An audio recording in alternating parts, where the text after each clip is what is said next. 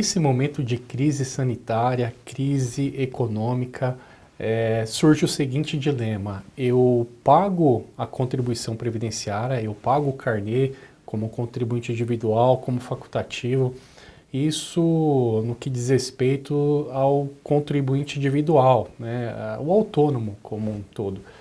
E aí vem essa dúvida, né? Deve pagar a contribuição ou não?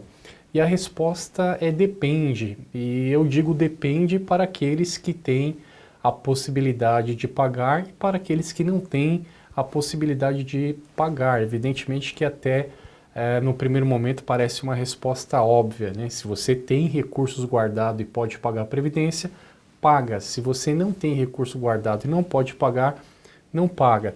Mas não é bem assim, não é tão simples a situação e eu vou explicar aqui no decorrer desse vídeo por que que não é tão simples.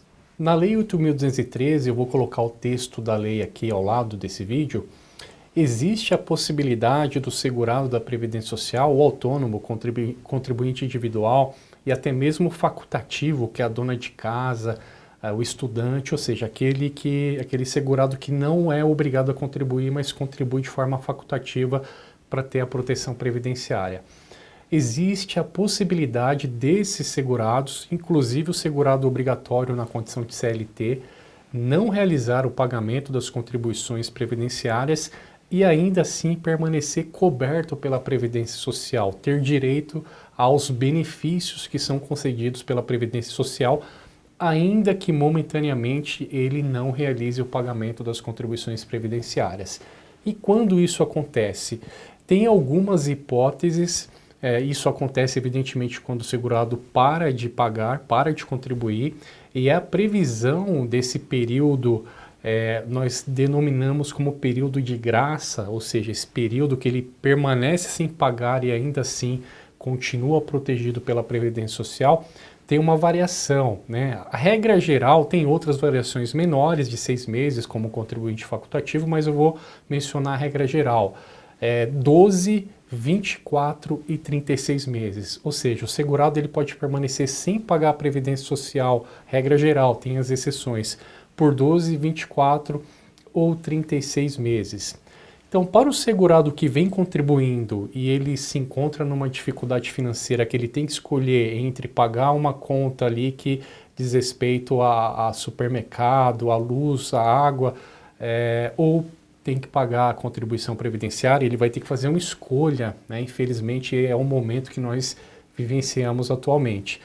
Nesse caso não tem muito o que pensar, tem que ir pela necessidade básica, deixa de pagar a contribuição. Se esse segurado vinha contribuindo regularmente, ele estará protegido, vai permanecer protegido pela Previdência Social por mais 12, 24 ou 36 meses. Então, essa é a regra do período de graça. Por outro lado, se o segurado ele já antes dessa quarentena, antes dessa crise sanitária, ele já estava sem realizar as contribuições previdenciárias, e vamos colocar aqui que hipoteticamente ele já esteja ali no 11º, 12º mês de graça, e o período total dele são 12 meses. Se ele permanecer mais um mês sem pagar a Previdência Social, ele vai ficar desprotegido.